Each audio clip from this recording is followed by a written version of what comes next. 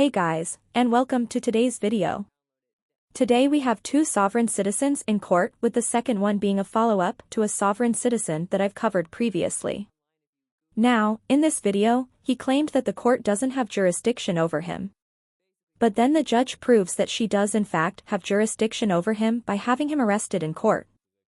And it's oh so satisfying.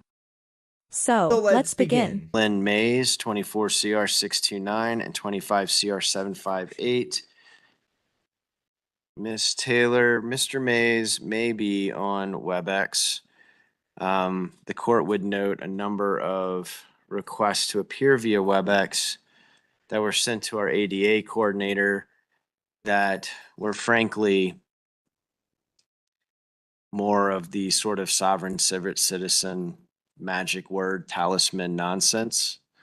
And so the court had denied that. He then called the court staff, said something to the effect of having a child in a wheelchair.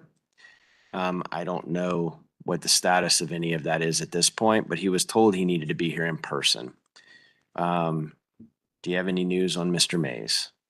Your Honor, I was checking our files just last night because I was appointed when he was in custody. Then he posted bond. I didn't see that we had received an application, so I was also wondering about his intentions and whether he planned to apply for a public defender or represent himself or hire private counsel.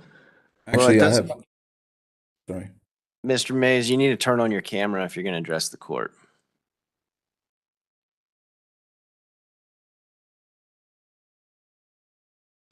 So, Ms. Taylor, here's an interesting issue. Mr. Mays has filed a number of motions that indicate he does not believe the court has jurisdiction over him. If that's the case, how can he represent himself? It's a fair question.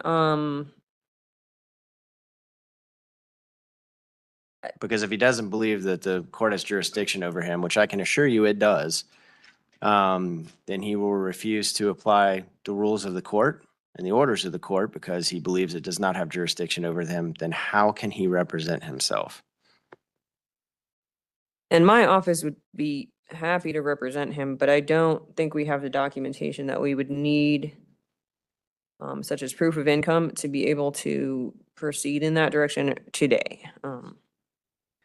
Did you Your do Honor, that, Mr. Mays? I reached out to the public defenders. I was trying to find your name. I couldn't find. I have emails that prove that I was reaching out to them. They took my court case. I asked several times. I was like, I need to get a hold of. I don't even remember your name. Tell me your name again, Miss. The public defender. It's Taylor. Miss Taylor. Miss Taylor, yes, ma'am. I was trying to reach out to you personally to talk to you about this case. I wanted to move forward. I have someone else that was going to assist as an amicus curiae and help with discovery. I could not get a hold. That was 3 weeks ago that I was trying to email them, and I did not get anything back from them. I have no income right now. I'm literally homeless. I'm borrowing someone's computer right now. It's not that I don't believe in the system, sir. I apologize. That's the thought. I object to any sovereign citizen language at all. That's not me, sir. I'm just trying to execute the best I can in this situation and like rescind anything that I did. I mean no harm to anyone. I'm a friend of the U.S., the United States. I did not mean any damage to anybody in any of these situations. So yeah, if I can get with Miss Taylor and we can go forward. I don't have the ability to make things happen, and I am truly apologetic for that, sir. If you were truly apologetic, then you drop the whole sovereign citizen _ routine, remove the appearing specially from your name, and accept that the court does in fact have jurisdiction over you. All right, well, I mean, so do you want an attorney? Yes, I would like to work with Miss Taylor. I was trying to figure out the application. I was trying to reach out to her to like get more information on it, to see if there's anything that I could do or anything like that. Literally, I couldn't see anything on the on the e-filing about the case or anything. I didn't understand any of it, so I was trying to get more information. If you want Miss Taylor, what you need to do is go apply for the public defender. Can I do that online somehow? You cannot do it online. You can find the application online, but you would have to download it onto a computer. It's a fillable PDF. You'd have to save it so all your answers don't disappear when you email it. And then once you save it and download it with all the answers filled in, then you email it to the Fort Collins Public Defender's Office. The instructions can be found online. If you Google like Fort Collins Public Defender's Office, you'll find a link that will basically take you to a web page that will explain all of that more or less. Okay, that was my questioning because I couldn't find a way to submit that over to you guys. All right. So you need to go there in person. The other question I have for you is you had basically requested of the court permission to appear via WebEx due to an ADA accommodation. I need help understanding a little more about what is the issue and what a reasonable accommodation would be. It was hard in those emails to find out exactly what the request was for. And also it seemed like you asked for a 2-week sort of time frame. So help me understand what the issue is and what a reasonable accommodation would be. It's Light's chronic post-traumatic stress disorder. Stems from 10 years of being a correctional officer. It's a lighting situation, sir. Well, thank goodness that the light bulb in his skull is burned out, or he'd be living in a perpetual state of PTSD. And I find it extremely ironic that he thinks that the court doesn't have jurisdiction over him while at the same time spending years working as a correctional officer where literally everyone is in the situation they're in because the court did have jurisdiction over them. All right, so what is the accommodation you're requesting? WebEx, this is good right here when I have low lights and I can communicate effectively without having a flare up, sir. Okay.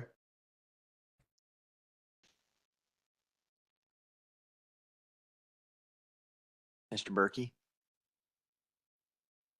It was from the emails the ADA coordinator received, it was very unclear as to what the issue was and what a reasonable accommodation would be. That is far more clear. And for things like ADA accommodations, I don't know that I can really have standing to weigh in on that or what a reasonable accommodation would be. So I would defer to the court and the ADA coordinator. All right. So here's the issue, Mr. Mays. I'm fine with you being on WebEx. You're here right now. You got on WebEx. I can see you. I can hear you. Everything's fine. So I have no issue with you being on WebEx, and you can be on WebEx. The issue is this, though. I need to get your attorney situation squared away. So on the next court date, if you haven't applied for an attorney, at some point we need to get all that figured out. And to do that and make it function, I may need you to be here in person to get that done. So as long as you go and apply for the public defender and all of that is taken care of by the next date, then you can appear via WebEx. Otherwise, I may need you here just to make it function. And so then it would not be a reasonable accommodation to have you on WebEx because we can't actually get the thing done that we need to get done without you being here. So if you go apply for the public defender in person, that's fine. And then I'll see you on the next court date and you can be on WebEx. So let's do. Your Honor, did she say I could print it out and email it over to her? Is that what she said, I believe? You still need to go over there in person. You need to bring all that over there in person. The other thing is sometimes they need more information and it's helpful if you can get that information in person, okay? Copy that, sir. All right, so what I'm going to do is have you come back on Tuesday, May 12th at 8:30. Tuesday, May 12th, 8:30 on both cases, and you can be on WebEx. Just go make sure you apply for the public defender, okay? Copy that. Thank you, sir. All right. All right. So, that's the end of his first appearance. For a moment there, he sounded like he was going to change his life around and take the free lawyer that's being offered to him. But then he talked to one of his sovereign citizen cult member friends, and they convinced him that that would be a really bad idea. So now let's head to his next appearance. Yes, All right. Glenn Mays. I'm here on that. My God-given name is Glenn Mays, yes. Glenn P. Mays. 25 CR 629, 25 CR 758, Glenn Mays appears. Did you apply for the public defender? No, sir, I did not. I had something tell me that that wasn't the way to go. I should probably try to represent myself and get this dismissed, get the discovery, get whatever I can to get this show on the road. I didn't mean any type of harm or anything like that. I'm just trying to figure out also like the nature and cause of this proceeding, like how to go forward. You mentioned jurisdiction last time, and I was wondering, as I understand it, there's two types of jurisdiction, criminal and admiralty, and I'm just trying to figure out which one of those we're going to try All right, this. Mr. Mays, so this is not a court where magic words and things have talismanic effect. The things that you've been filing have no meaning. If you want to Okay. represent yourself, you can do that if you agree that you subject yourself to the authority of the court. Do you so agree? Agree to subject myself to the authority of court. What does that mean? I don't understand that. Well, if I tell you to do something, are you going to do it? If I tell you to be here, are you going to be here? If I tell you you have a hearing, are you going to show up? Are you going to follow the rules of the court? I will do as I'm told, within reason. Yes, sir. Like Okay. I don't want to dishonor you in the court, and I apologize for anything that you misconstrued. I'm a Christian. I'm not here for harm or anything like that. All right. Give me 1 second. I do apologize for any previous thing that you feel like it got under your skin or anything like that. That wasn't my No, intent. nothing's gotten under my skin, man. To be honest with you, none of this bothers me. It takes a lot to get under my skin, and no Okay. one has come close in the last couple of years. But my Awesome. point is this sort of legal thing that you engage in where you say these words about not wanting unnecessary joinder and being of the family maze and all that kind of stuff, just it doesn't have any actual meaning, which you can say it, but it doesn't matter. That So you have a right to represent yourself. Do you understand that you have the right to be represented by counsel throughout these proceedings? I do understand that, and I just wanted to ask again for clarification of the jurisdiction that you mentioned last time. I don't understand the question. As I read the Constitution, there's two types of jurisdiction when it comes to This is not an admiralty court. okay, it's common law. This is a Colorado state court. We are under the jurisdiction of Colorado. The United States Constitution applies. The laws in the state of Colorado apply. Do you understand that if you cannot afford an attorney, one will be provided to you? Yes, I'm aware of that.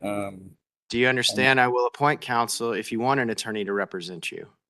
If I want one, yes. Yes. All right. Do you understand the charges against you? I do not understand the charges against me, sir. All right. So you don't understand the charges against you, but you want to represent yourself. Yes, that's why I'm trying to find out the nature and cause of this to go forward. You know what I mean? Understand what the charges are, and I can't see anything on e-file or anything, and there's no real information. I All wasn't right. properly So assessed. you understand that you have a case where you're wanted out of the state of Texas for failure to appear for a marijuana possession case? Okay, that one I'm aware of. That's my right. son's medication.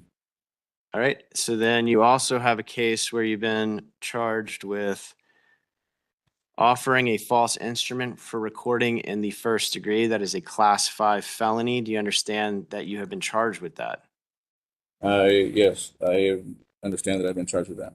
All right. Thank you. A class 5 felony is punishable by probation or community corrections, or a sentence to 1 to 3 years in the Department of Corrections, up to 6 years if aggravating circumstances exist, 2 years of mandatory parole, and a fine of $1,000 to $100,000. Do you understand those possible penalties? Yes, Your Honor. I had to look this one up, but in Colorado, offering a false instrument for recording in the first degree is a Class 5 felony because the state recognizes it as a form of paper terrorism. It's basically when someone knowingly files a document like a fake lien or a fraudulent deed with the intent to defraud the court or harass public officials.